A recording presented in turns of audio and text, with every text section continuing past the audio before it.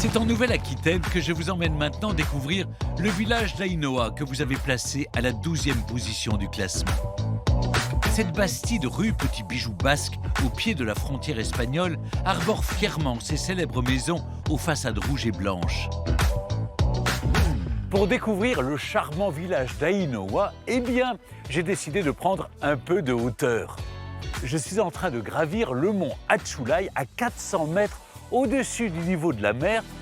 J'ai rendez-vous avec Iñaki. Alors, où est-il? Ah, il m'a dit près de la chapelle, donc j'y vais.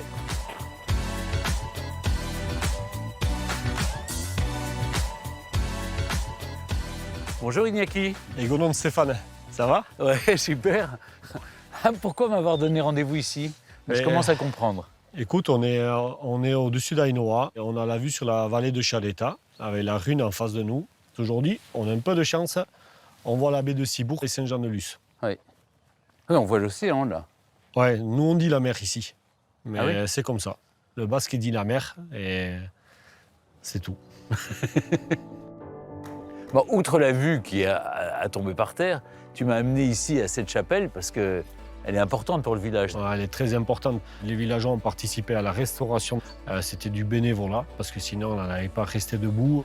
Beaucoup de marcheurs viennent jusqu'ici pour voir les stèles, les potioks. Les potioks, c'est des chevaux. C'est des poneys. Les poneys, Ouais, c'est les poneys basques. ouais, Tu en as toi-même? Oui, on en a dans la famille. Ouais. C'est à travers des générations. Et comme pour le reste, on fait en sorte de préserver tout ça. Viens, petit. Stop. Je pense que tu vas repartir à l'époque. Tu m'emmènes voir ton village? Oui, on descend. On descend, allez. Fandango du Pays Basque. Bonjour. Ah mais il y a du monde, dites donc. Une fille ne dit jamais non. Comment tu expliques cette architecture au fond du village qui est le long d'une rue? Parce qu'à l'époque, c'était le chemin qui allait de Bayonne jusqu'à Pampelune, sachant que tous les pèlerins passaient là. Il y avait des artisans ainsi que les logements pour les passants. Et en fait, commercialement parlant, c'est très intelligent. Malin, Ils passaient au milieu et du coup... Tu es obligé d'aller chez les commerçants. Tu es obligé d'aller chez les commerçants ou de passer devant. Elle est magnifique cette maison. Oui, cette maison, elle a un loriot. C'est un renforcement par rapport à la façade principale. Oui. À l'époque, les cargaisons pour les pèlerins ou les marchands qui se mettaient là au sec, prêts à charger sur les mulets, sur les chevaux, pour le transport. Et dans une autre période de l'année, ça permettait de travailler le maïs à l'abri. Ah oui, je te suis. Là, je t'ai amené devant la maison la plus ancienne de la rue. Elle est là depuis 1629. C'est magnifique. Et comment on a réussi à préserver comme ça toutes ces maisons à Aïnoa? Déjà en y vivant, en y grandissant. Après, nos parents, nos grands-parents nous ont toujours éduqués à respecter ce qui était là avant nous. On peut parler de la couleur quand même. C'est vrai que c'est typique du Pays Basque. Les maisons sont couleur sang de bœuf. Rouge sang de bœuf, déjà pour entretenir le bois, pour le préserver, et aussi c'était un répulsif pour les insectes. Outre le rouge, certaines maisons du village portent aussi la couleur verte, issue de l'extraction du minerai de fer, ou encore le bleu, en souvenir du passé maritime de certaines familles basques. Comment en basque on dit rouge, vert et bleu? Alors le rouge c'est gori, Gori, le bleu c'est ourdine, Ourdine, et le vert c'est berdea. Berdea. Mais j'ai remarqué que sur chaque maison, il y a une inscription, il y a une date aussi. Oui. Là, par exemple, Goritia, Ouais. ça veut dire rouge, la rouge? Voilà. Ou c'est le nom de la rouge, famille? Ouais, c'est la maison rouge. C'est pas le maison nom de la rouge. famille. Et parce qu'ici, l'habitant appartient à la maison dans laquelle il est né. Donc, on appellera les gens par leur nom de maison et pas nom de famille. On dira Arantxa de Fuenborda, Thomas de Bordaberria, André de Mentaberria, mais c'est pas leur nom de famille.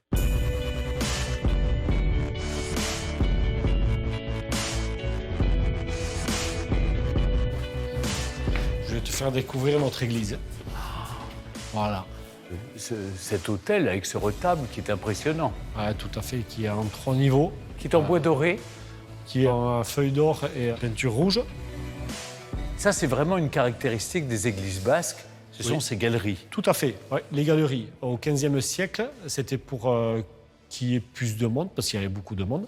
Les hommes étaient aux galeries et les femmes, comme elles s'occupaient des défunts, elles les étaient en bas. Elles étaient en bas.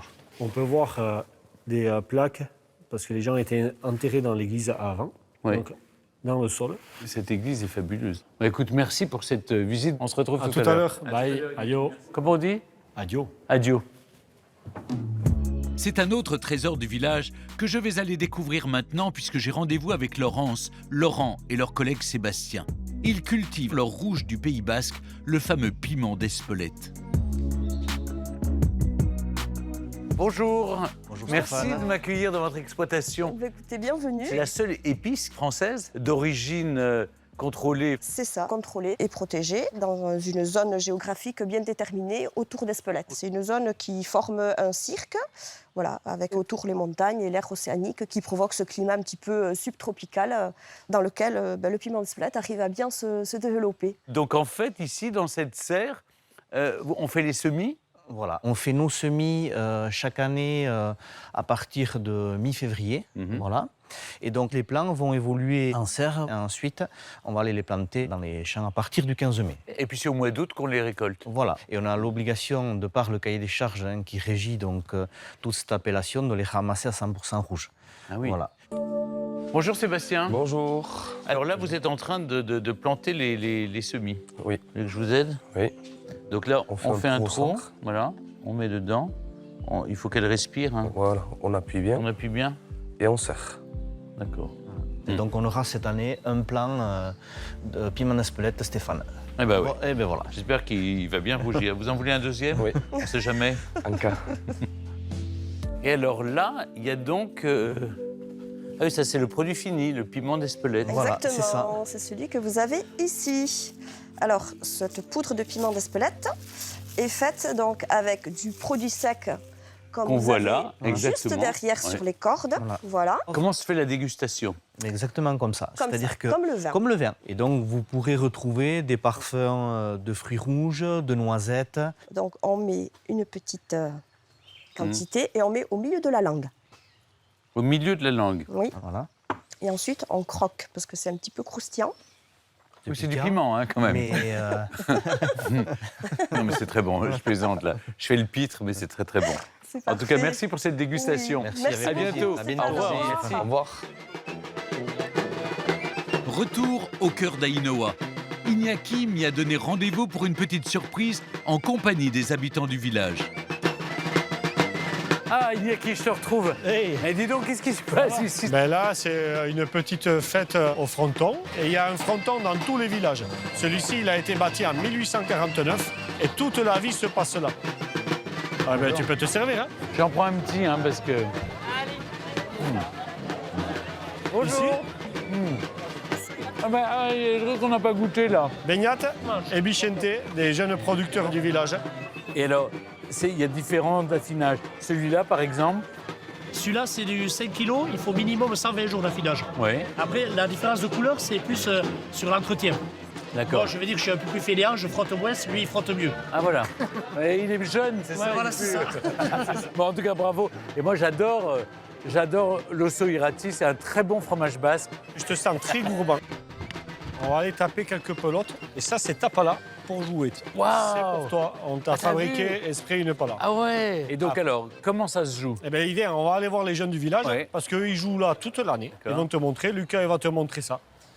Il va faire le duo et après, chacun ramène. Voilà. Gentiment. Et là, ça va être à toi. Ah, la pression. Tu te diriges vers la pelote. Très bien. Et le basque a toujours une pala avec lui. Ah, raté, mince, je l'ai raté. Pas grave. Ben voilà. Bon, merci de m'avoir accueilli parmi vous. Adio, Iñaki, merci pour Adio. tout. Merci à tous pour votre accueil. Merci beaucoup et bravo. Si comme moi, vous avez la chance de vous rendre à Ainoa, venez admirer les belles maisons de la rue principale, poussez la porte de l'église Notre-Dame de l'Assomption et enfin, goûtez au piment d'Espelette, l'incontournable épice basque. Every day's a